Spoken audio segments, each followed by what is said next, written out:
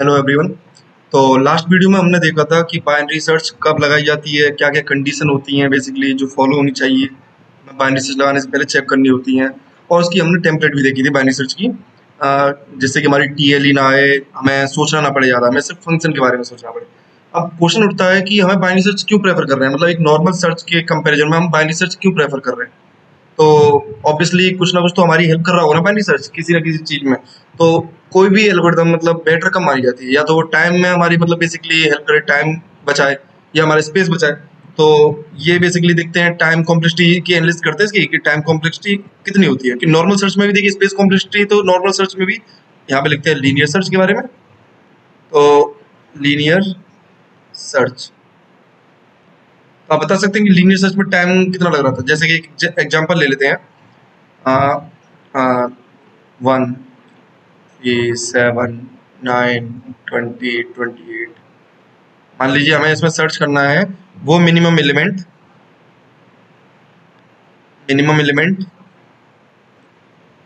जो कि greater than है 8 से, 8 से बड़ा है, वो मिनिमम एलिमेंट पता लगाना है। तो अच्छा, नॉर्मल सर्च है, लीनियर सर्च इसे करेंगे तो क्या करेंगे, इस एलिमेंट पर गए, इसे चेक किया, ठीक है, ये ऑब्वियसली ग्रेटर देन 8 नहीं है तो आगे बढ़े, इस पर गए इसे चेक किया, ये ग्रेटर देन 8 नहीं है तो आगे बढ़े, इस पर गए इसे चेक किया, ये ग्रेटर देन 8 नहीं है तो आगे बढ़े, फिर इस पर गए, इसे चेक किया, ये ग्रेटर देन 8 मिल गया। तो क्या अब हमें आगे चेक करने की जरूरत है, ये हम पहले डिस्कस कर चुके हैं, ऑब्वियसली नहीं करेंगे क्योंकि हमें मिनिमम एलिमेंट ग्रेटर देन 8 पता लगाना है। ये बात सही है कि अगर ये एरे सॉर्टेड है, if this array is sorted, हम बाइनरी सर्च लगाते ही किसमें, जहाँ पे बेसिकली हमें ये डिसीजन दे पाए कि हमारा आंसर लेफ्ट में है राइट में, तो हम सॉर्टेड एरे में ले पा रहे होते हैं। देखिए हमेशा एरे का सॉर्टेड होना जरूरी नहीं है बाइनरी सर्च के लिए, पर हमें कहीं ना कहीं ये पैटर्न मेरे वो दो कंडीशन आपको याद रहनी चाहिए। एक तो हमारे पास रेंज हो आंसर की, एक रेंज हो आंसर की, ये सारे सर्चेस में दीजिए, बाइनरी सर्च हो आपका या ये फिर लीनियर सर्च हो। दूसरी चीज जो बाइनरी सर्च के लिए बहुत इंपॉर्टेंट है वो क्या, कि आप डिसीजन ले पाए कि आपका आंसर लेफ्ट में है, ले पाए कि आंसर लेफ्ट में है या ये ही आंसर है, यही आंसर है या फिर आंसर राइट में। अगर आप ये डिसीजन ले पा रहे होते हैं तो आप बाइनरी सर्च लगाते हैं, ठीक है। तो ऑब्वियसली सॉर्टेड एरे में आप ये डिसीजन ले पा रहे होते हैं, तो आप जब इस लेवल पर गए, आपने कहा कि मुझे आगे चेक करने की जरूरत नहीं है। लीनियर सर्च में भी आपको आगे चेक करने की जरूरत नहीं है, क्यों, आपको पता है आगे वाले एलिमेंट जिससे बड़े ही हैं, आपको मिनिमम एलिमेंट पता लगाना है जो ग्रेटर देन 8 है, तो ये आपका आंसर हो जाएगा। पर हो सकता है कि आपको पता लगाना होता मिनिमम एलिमेंट जो कि ग्रेटर देन है 21। तो देखिए आप ऐसे लीनियर सर्च करते, इस पर जाते, फिर इस पर जाते, इस पर जाते, इस पर जाते, फिर इस पर जाते, ये भी ग्रेटर देन 21 नहीं है, फिर इस पर जाते। तो हो सकता है आपका एलिमेंट जो लास्ट में बैठा हो, फर्स्ट में बैठा हो सकता है, पर वर्स्ट केस में आपका एलिमेंट लास्ट में बैठा हो, वो आप सर्च कहाँ से कर रहे हैं, स्टार्टिंग से। तो देखिए आपके मान लीजिए एरे का साइज है 9 एन, बेसिकली एन एलिमेंट्स है जो आपको चेक करने हैं। एन क्या है आपकी, ये समझ लीजिए रेंज है, रेंज का साइज, रेंज साइज क्या है एन, जो आपको चेक करना है। तो इस केस में टाइम कॉम्प्लेक्सिटी कितनी आ रही है, आपको पूरे एन एलिमेंट चेक करने पड़ सकते हैं फर्स्ट केस में। तो टाइम कॉम्प्लेक्सिटी कितनी आती है लीनियर सर्च में, time complexity order of N, ठीक है। स्पेस कॉम्प्लेक्सिटी, तो सर्च करने का कोई बेसिकली स्पेस नहीं जा रहा है, इस चीज में कोई हमारा स्पेस की नहीं।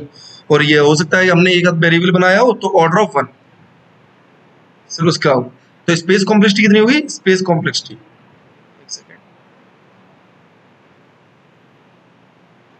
तो लीनियर सर्च में हमारा टाइम कॉम्प्लेक्सिटी होती है order of N, space complexity क्या होती है, स्पेस ऑर्डर ऑफ 1, ठीक है। अब जरा बाइनरी सर्च में चेक करते हैं। देखिए बाइनरी सर्च में भी हम स्पेस तो ऑर्डर ऑफ 1 ही रहेगा। बाइनरी सर्च की भी अगर हम बात करें तो ऐसा तो नहीं है कि हमें कोई एरे वगैरह अलग से बनानी पड़ रही है इस एल्गोरिथम को चलाने के लिए, नॉर्मल वेरिएबल से ही काम हो रहा है, ठीक है। तो बाइनरी सर्च में स्पेस तो कितना है, ऑर्डर ऑफ 1 में, टाइम के लिए हमें चेक करना पड़ेगा कि कितना है। तो इसी एरे पे देखिए बाइनरी सर्च काम कैसे कर रही है। हम बाइनरी सर्च की एक बार वर्किंग को दोबारा समझते हैं इस चीज को समझने के लिए। देखिए बाइनरी सर्च कैसे काम कर रही थी, मान लीजिए आपके पास यही एरे थी 1 3 5 7 9 18 94, मान लीजिए ये एरे है। तो आपकी बेसिकली इंडेक्स क्या है, 0 1 2 3 4 5 6। अब मैं आपसे बोलूँ इसकी रेंज क्या है, तो आप रेंज बोलेंगे कि मतलब कितने बेसिकली आपका बताया था ना, मेरी सर्च था, आपको रेंज बताओ कि आपको बेसिकली आपका आंसर कहाँ लाई कर सकता है। तो देखिए इस पूरी एरे में कहीं पे भी लाई कर सकता है, तो जितने इस एरे के एलिमेंट है वो मेरी पूरी रेंज होगी, ठीक है। इनमें से किसी भी एलिमेंट में खड़े होकर मैं क्या करूंगा, चेक करूंगा कि बेसिकली मुझे अभी लेफ्ट जाना चाहिए, मेरा आंसर लेफ्ट में, राइट में, यही आंसर है। ठीक है, तो अभी मेरी रेंज कितनी है, मान लीजिए यहाँ पे तो 7 एलिमेंट है, तो रेंज इस केस में तो 7 होगी, पर मान लीजिए इसमें n एलिमेंट्स है। ठीक है, तो रेंज कितनी है, अभी n है। ठीक है, अभी आपने बाइनरी सर्च लगाया नहीं है, कोई भी एल्गोरिथम नहीं लगाई, आपकी रेंज कितनी है स्टार्टिंग में, रेंज है आपकी n। अब आप करते क्या बाइनरी सर्च में, आपका एक पॉइंटर होता है यहाँ पे l इक्वल टू 0, जो रेंज की स्टार्टिंग है वहां पे, एक रेंज की एंडिंग है, मान लीजिए यहाँ पे होगा r इक्वल टू, इस केस में तो 6 है, वैसे अगर मान लीजिए n एलिमेंट्स होते तो r इक्वल टू कितना होता, n-1। ठीक है, तो हमने ये बताया। अब करते क्या इसमें, l equal to 0, r equal to, हम हमेशा क्या करते हैं, इसका मिड निकालते हैं।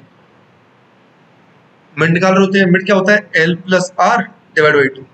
मैं एक और एल्गोरिथम लिख देता हूँ जिससे कि और आसान हो जाए आपके लिए। तो आपकी एल्गोरिथम क्या थी, इतने से स्पेस में लिख देता हूँ।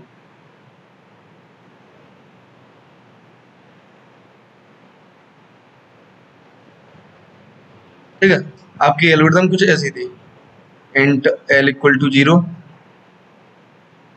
r इक्वल टू मान लीजिए n या n-1 कुछ ले लीजिए, n ले लीजिए। ठीक है, while l is less than r, तो आप क्या करते थे, इंट मिड, मिड निकालते थे, equal to l plus r divide by 2। ठीक है, और आप एक कंडीशन चेक करते थे, कंडीशन, इसमें क्या होती थी, कंडीशन होती थी, और एक ट्रू होती थी तो r इक्वल टू मिड हो जाता था।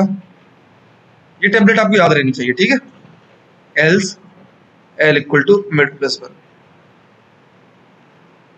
और क्या कर देते बाहर, आपका जो बेसिकली एलिमेंट होता था वो आपको मिल जाता था, वो वाला इंडेक्स। अगर इंडेक्स के बारे में बात करें तो इंडेक्स, अगर नंबर के बारे में बात करें तो वो आपको नंबर मिल जाता था जो आपके लिए इंपॉर्टेंट है। जैसे ये वाला पैटर्न होता था हमारा 0 0 0 0 0 1 1 1 1, तो इससे हम फर्स्ट वन पे आ जाते थे, एल और आर दोनों हमारे एंड में यहाँ पे आ जाते थे। ठीक है, ये आपकी एल्गोरिथम है। तो वही हम यहाँ पे कर रहे हैं, यहाँ पे मिड निकाला, तो मिड आया, मान लीजिए 0 है, ये 6 है, तो मिड क्या आएगा यहाँ पे, 0 प्लस 6 डिवाइड बाई 2, ये आ गया।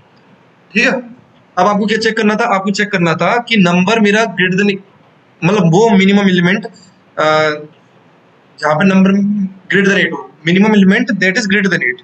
तो हमने इससे हम क्या चेक कर सकते हैं, अब जैसे हम यहाँ पे आए, हमने कहा तो ये तो बेसिकली कंडीशन फॉलो ही नहीं कर रहा, कंडीशन फॉलो नहीं कर रहा, मतलब ये 0 होगा।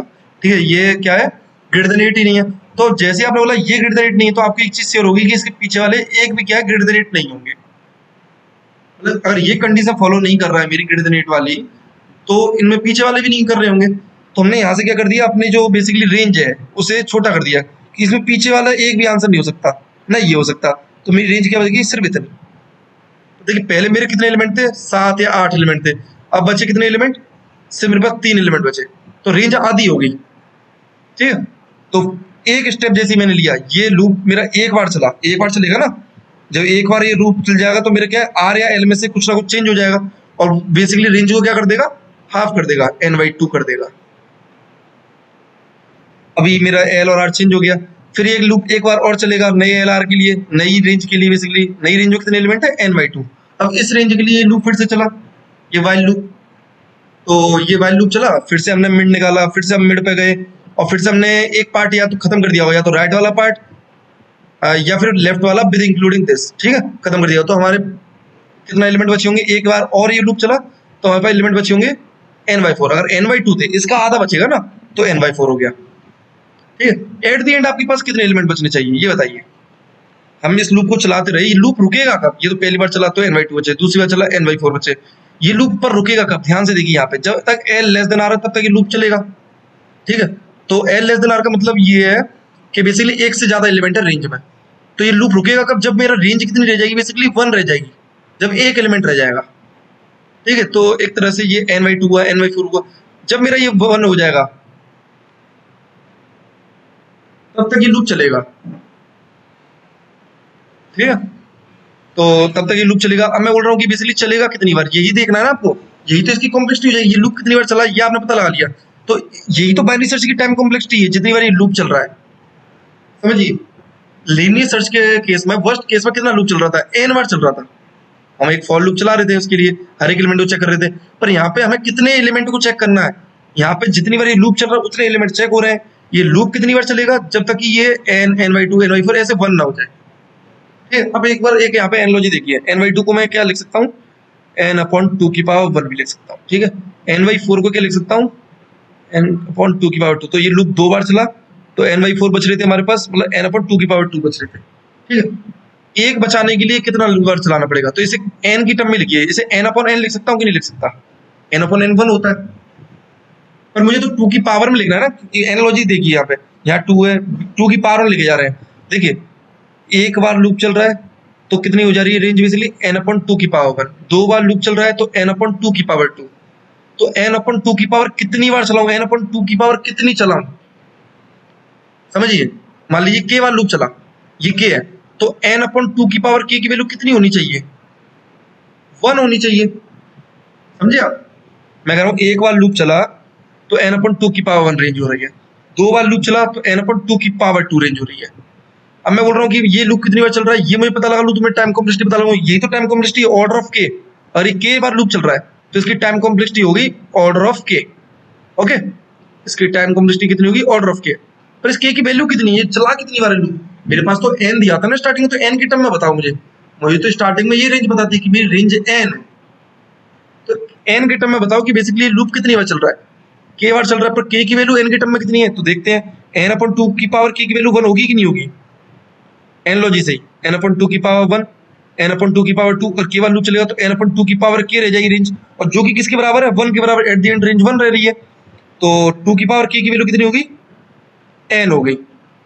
तो k की वैल्यू कितनी आ गई, देखिए दोनों साइड आप लॉग लीजिए, आपको k की वैल्यू पता लानी है, मतलब k किस में लानी है, आपको नीचे लाना है, तो आप लॉग ले सकते हैं दोनों साइड, इस साइड भी लॉग ले लिया, इस साइड भी लॉग ले लिया, तो k log 2 और बेस 2 के साथ ले लीजिए जिससे कि ये 1 हो जाएगा, बेस 2 के साथ लॉग बेस 2, तो k log 2 base 2 equal to log base 2 n। तो देखिए ये तो 1 हो गया, तो k की वैल्यू कितनी आई, log n बेस 2। तो आपकी टाइम कॉम्प्लेक्सिटी कितनी होगी, order of log n base 2। तो देखिए टाइम कॉम्प्लेक्सिटी कितनी रिड्यूस कर दी हमने, ये काफी रिड्यूस कर दी, n से log n कर दी हमने, ये काफी ज्यादा रिड्यूस कर दी हमने। इसलिए बाइनरी सर्च बहुत इंपॉर्टेंट है, अगर आप बाइनरी सर्च लगा पा रहे हो तो आप लोग एक चीज समझिए, अगर आपको देखिए 10⁵ एलिमेंट्स वगैरह दिए, अगर n की वैल्यू 10⁵ है, तो नॉर्मल आप किसी प्लेटफॉर्म पे देखिए आपके n की वैल्यू अगर 10⁵ है, तो ये कॉम्प्लेक्सिटी चल सकती है, ऑर्डर ऑफ n में हम चला सकते हैं, हमें दिक्कत नहीं होगी। ठीक है, बहुत ज्यादा टाइम नहीं लगेगा, पर यही होता 10⁻10, 10⁻8, 10⁻9, 10⁻10 ये होता, तो ऑर्डर ऑफ n में चला बहुत ज्यादा टाइम लेता, और बहुत ज्यादा टाइम लेता तो हमारे जो बेसिकली प्लेटफॉर्म है उनमें TLE आ जाती, इतने मतलब हमारे क्या आ जाती है, TLE आ जाती, टाइम लिमिट एक्सीड कर जाती। और अगर इसी को बाइनरी सर्च से करें आप तो कुछ नहीं बचा आपका, मतलब 10⁻10 भी है अगर मान लीजिए, तो log ऑफ 10⁻10, इतने तो स्टेप आपको लेने होंगे, तो 10 log 10 कितना होता होगा, 3 पॉइंट समथिंग, तो 30-40 स्टेप्स, 30 मैक्सिमम 40 स्टेप्स में देखिए आपने क्या कर दिया, यहाँ पे ये काम आप 10⁻10 स्टेप्स में कर रहे थे, और बाइनरी सर्च से आपने 40 स्टेप्स में क्या कर दिया, आपने पता लगा लिया वो एलिमेंट जो आपको पता लगाना है। इसलिए बाइनरी सर्च काफी इफिशियंट है। तो बस आपको वो 2 कंडीशन जो बाइनरी सर्च की थी वो पता हो, तो आपको पहले आइडेंटिफाई करना है प्रॉब्लम में बाइनरी सर्च लग रहा है नहीं लग रहा है, अगर लग रहा है तो फिर हम लगाएंगे, क्योंकि हमारी टाइम को काफी ज्यादा ऑप्टिमाइज कर देता है in terms of time. Space में तो उसमें भी ऑर्डर बनता है, इसमें भी ऑर्डर बन, टाइम में उसमें ऑर्डर ऑफ n था, इसमें ऑर्डर ऑफ log n। तो आई होप आपको टाइम कॉम्प्लेक्सिटी कैलकुलेशन समझ में आई होगी बाइनरी सर्च की। आगे वाली वीडियोस में हम इसके रिगार्डिंग मतलब जो हमने टेम्पलेट डिस्कस की थी उसके बेसिस पे बाइनरी सर्च की प्रॉब्लम करेंगे। Thank you.